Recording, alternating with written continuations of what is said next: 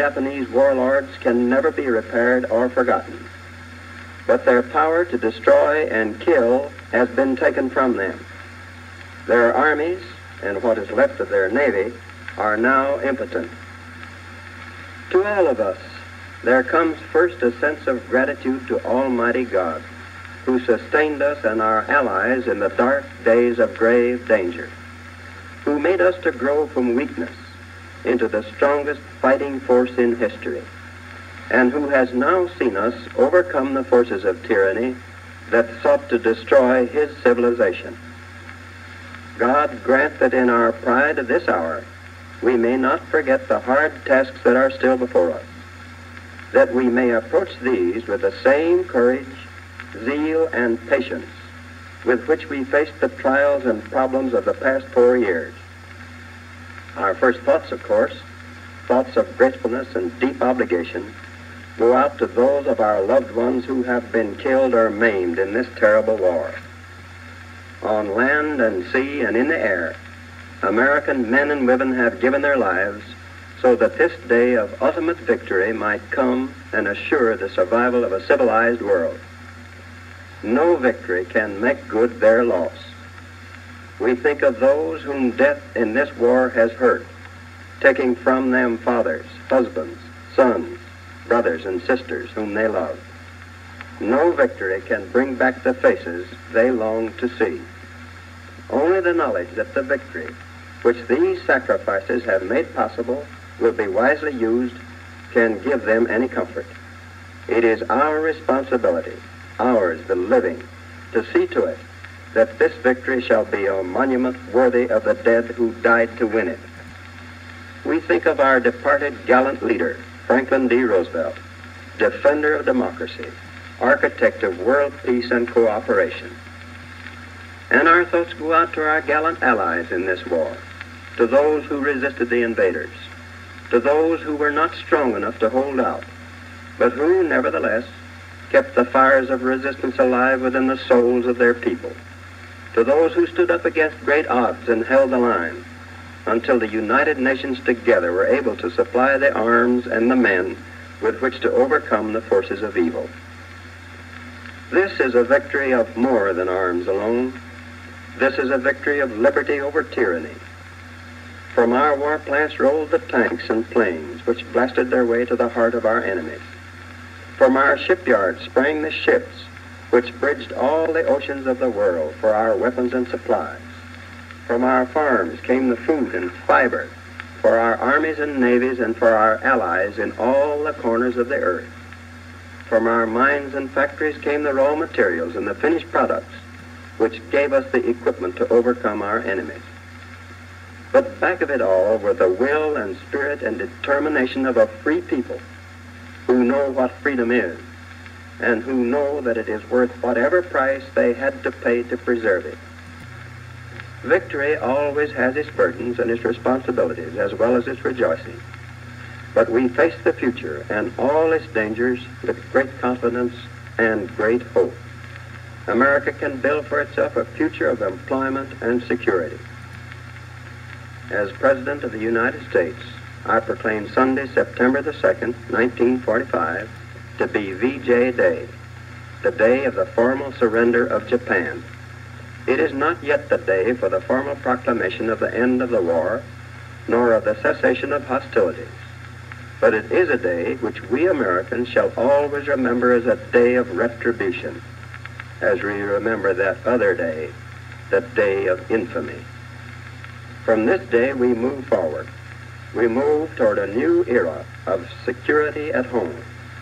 With the other United Nations, we move toward a new and better world of cooperation, of peace, and international goodwill. God's help has brought us to this day of victory. With His help, we will attain that peace and prosperity for ourselves and all the world in the year. Abigail, why don't you write a letter to your grandma and grandpa? They'd love to hear from you.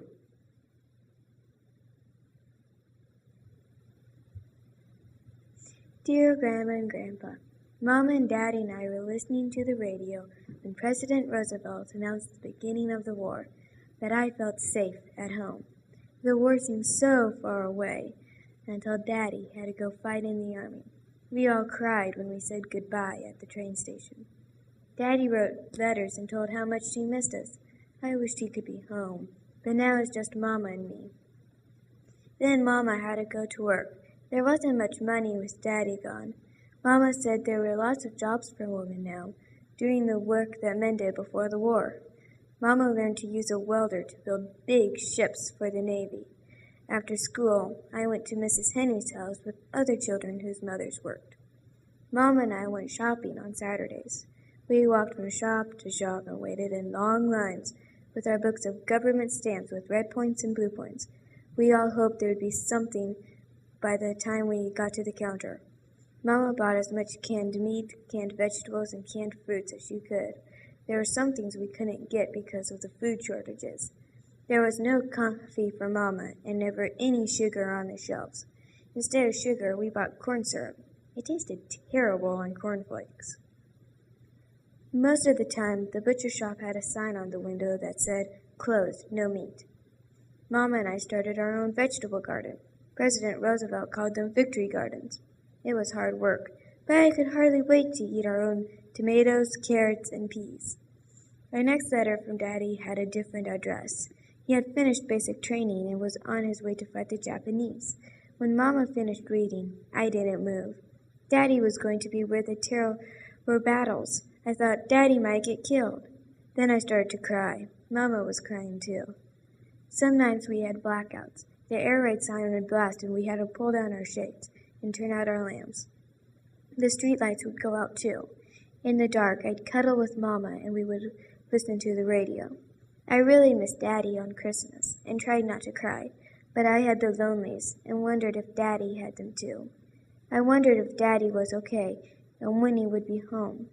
Daddy was gone for more than a whole year more. Then we heard on the radio that Germany surrendered. Later we heard about the terrible bombs that the United States dropped on 2 cities in Japan. Then Japan surrendered. VJ Day, victory over Japan. Flags went up. People paraded and horns honked. Fireworks exploded in the sky. Mama took me to the celebration downtown. You couldn't move. Everybody was kissing everybody.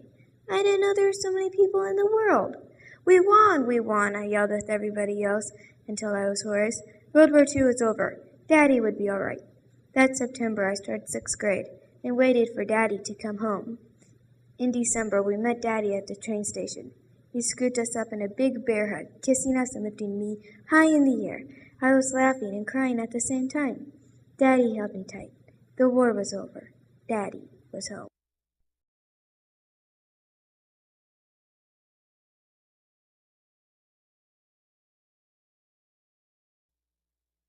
Read to you a roll call of soldiers that died during World War II that were from Flathead County. And I'm also going to read the names of those that are here. So when your name is called, please respond accordingly. First Lieutenant Adams Frank, Sergeant Aarons Merle D., PFC Allison Sanford R., First Lieutenant Baldwin Charles S., Private Banning William A., Tech Sergeant Harvey N. Jr., Tech 5 Bell H.R., PFC Benton Norman A., First Lieutenant Berry Richard N., Sergeant Billsboro Harry L., PFC Bond Carl R. Jr., Private B. Breedhoft Edward A., Corporal Brinkerhoft Donald A., PFC Brust Kenneth R., Private Bundrock W.J. Jr., Second Lieutenant Clapper Elwin E., Tech 5 Colby Lloyd A., Corporal Connolly John W., Second Lieutenant Craven Jack L., Staff Sergeant Craven Thomas C., Second Lieutenant Croswell Wiley J., Second Lieutenant DeVries Ned J., Sergeant Dickey Aaron K., Tech 4 Dolphinmeyer Alfred, Private Drollinger Bill, Private Dutro Howard J., Tech 5